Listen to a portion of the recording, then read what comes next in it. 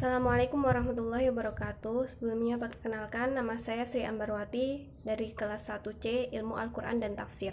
Saya di sini akan sedikit menceritakan mengenai dinasti Abbasiyah. Yang pertama, kronologi munculnya gerakan bawah tanah Bani Abbasiyah untuk pertama kali. Gerakan bawah tanah dan propaganda ini sebenarnya sudah dimulai ketika dinasti Umayyah berada di bawah kepemimpinan Khalifah Umar bin Abdul Aziz. Pada waktu itu, Khalifah Umar bin Abdul Aziz memimpin dengan adil, sehingga negaranya dalam keadaan aman, tentram, dan stabil. Kemudian hal ini digunakan oleh Bani Abbasiyah untuk menyusun kekuatan untuk melakukan penyerangan. 3 tokoh munculnya gerakan bawah tanah yaitu diantaranya Muhammad Al-Abbas, Ibrahim Al-Imam, dan Abu Muslim Al-Khurasani. Mereka membentuk gerakan bawah tanah dengan melakukan propaganda, yaitu menyusun kekuatan secara diam-diam. Nah, dari ketiga tokoh propaganda tersebut, Abu Muslim Al-Khurasani inilah yang paling terkenal dan sukses. Dia menggunakan strategi diantaranya sebagai berikut. Yang pertama, menerapkan politik bersahabat, artinya Bani Abbas tidak memperlihatkan sikap bermusuhan dengan Bani Umayyah atau dengan yang lainnya. Yang kedua, menggunakan nama Bani Hashim atau Ahlul Bait. Hal ini dimaksudkan agar mendapat simpati umat dan dukungan dari kelompok pengikut Ali, yaitu kelompok Syiah. Yang ketiga, menjadikan Khurasan sebagai pusat kegiatan gerakan Bani Abbas yang dipimpin oleh Abu Muslim Al-Khurasani. Dan ternyata strategi ini pun berhasil menghimpun kekuatan besar. Yang kedua yaitu keruntuhan dinasti Abbasiyah dan korelasinya dengan kehadiran bangsa Mongol. Kondisi Bani Abbasiyah sebelum invasi Mongol yaitu mereka memiliki pusat peradaban dan perkembangan ilmu pengetahuan yang terletak di ibu kotanya yaitu kota Baghdad. Kota Baghdad mencapai puncak keemasan sebagai pusat peradaban Islam dan dunia yaitu pada masa Khalifah Harun ar-Rasyid dan putranya Al-Ma'mun.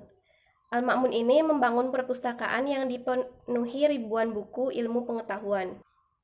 Setelah mengalami keemasan yang luar biasa dalam bidang ilmu pengetahuan, Bani Abbasiyah memasuki babak baru yaitu babak akhir dari kekhalifahan yang dimulai dari Khalifah Al-Mustakfi yang menjadi khalifah pada tahun 333 Hijriah. Kemunduran ini diakibatkan perebutan kekuasaan oleh orang-orang besar kerajaan dan juga timbulnya permusuhan rakyat yang dikarenakan perbedaan mazhab dan berbagai permasalahan internal dinasti Abbasiyah. Sedangkan keserangan bangsa Mongol menjadi faktor eksternal kehancuran dinasti Abbasiyah. Puncak kehancuran kota Baghdad terjadi pada tahun 1258. Kehancuran ibu kota mengiringi hilangnya hegemoni Arab dan berakhirnya sejarah kekhalifahan dinasti Abbasiyah. Serangan dan penghancuran peradaban Islam di Baghdad menyebabkan berakhirnya kekhalifahan Abbasiyah sekaligus awal dari kemunduran bagi dunia Islam khususnya di bidang keilmuan. Yang ketiga yaitu latar belakang pemindahan ibu kota dari Kufah ke Baghdad di masa awal pemerintahan Bani Abbasiyah. Mayoritas penduduk Kufah adalah penganut aliran Syiah yang menentang, tidak taat, dan tidak setia kepada Bani Abbasiyah. Mereka lebih menginginkan keturunan Ali sebagai pemimpin umat Islam pada saat itu, sehingga untuk menjaga stabilitas negara, ibu kota harus dipindahkan. Alasan pemindahan yang dilakukan di bawah kuasa Al-Mansur ini adalah karena kedekatan lokasi Baghdad dengan Iran yang merupakan basis dari kekuatan Abbasiyah. Terlebih lagi, Baghdad memiliki lokasi yang strategis di tepi sungai Tigris yang subur dan terletak pada jalur perdagangan yang penting. Selain itu, pemindahan ini merupakan bagian dari tuntutan Mawali Persia untuk mengurangi dominasi Arab di Kekaisaran. Yang keempat, perbedaan kekhalifahan dinasti Abbasiyah dan dinasti Umayyah. Perbedaan Bani Abbasiyah dan Umayyah antara lain adalah pada perbedaan kebijakan terhadap rakyat non-Arab dan kebijakan ekspansinya. Yang pertama, posisi rakyat non-Arab pada masa kekhalifahan dinasti Umayyah. Dinasti Umayyah menerapkan kebijakan diskriminatif yang menguntungkan orang Arab seperti Bani Umayyah sendiri dan merugikan orang non-Arab seperti orang Iran misalnya. Meskipun Islam mengajarkan kesetaraan sesama Muslim Arab mempertahankan diri mereka dengan harga yang lebih tinggi daripada orang-orang non-Arab dan umumnya tidak bergaul dengan Muslim lainnya. Sebaliknya, kekhalifahan Abbasiyah sangat akomodatif kepada orang-orang non-Arab. Pada masa itu, orang non-Arab seperti orang Iran dan Turki banyak menduduki posisi penting di pemerintahan. Posisi wazir atau perdana menteri misalnya, awalnya diduduki oleh keluarga Al-Barmaki, keluarga Iran yang berasal dari Balkh di Afghanistan. Bani Abbasiyah juga banyak merekrut tentara dan jenderal dari bangsa Turki sebagai pasukan mereka. Ini jauh berbeda dari zaman Bani Umayyah yang dinominasi oleh orang Arab saja.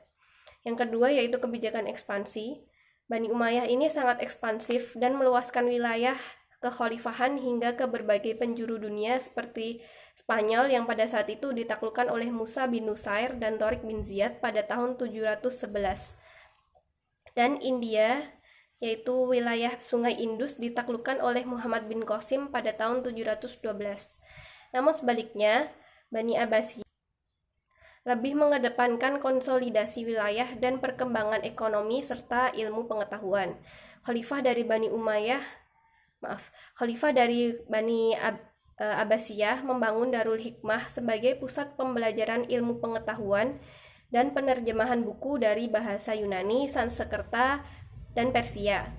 Akibat kebijakan ini, ilmu pengetahuan berkembang pesat dan dengan munculnya ilmuwan-ilmuwan seperti Ibnu Sina dan Muhammad Al-Khwarizmi.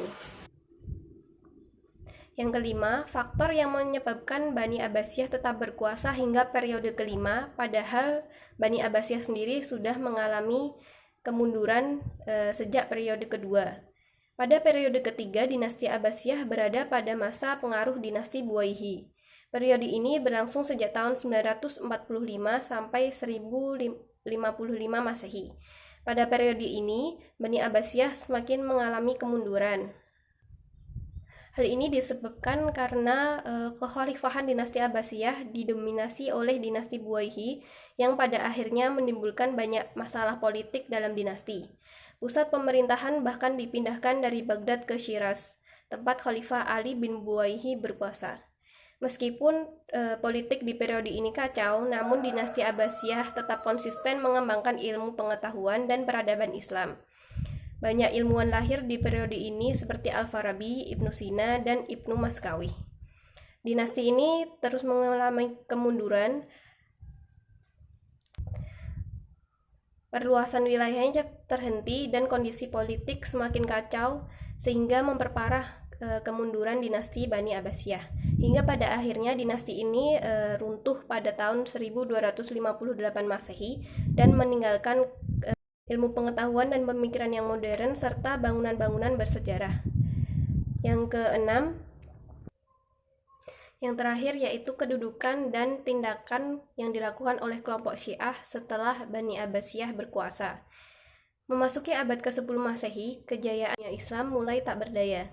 Pada era itu, wilayah-wilayah yang tergabung dalam kekhalifahan Abbasiyah mulai memisahkan diri dan membentuk dinasti-dinasti kecil.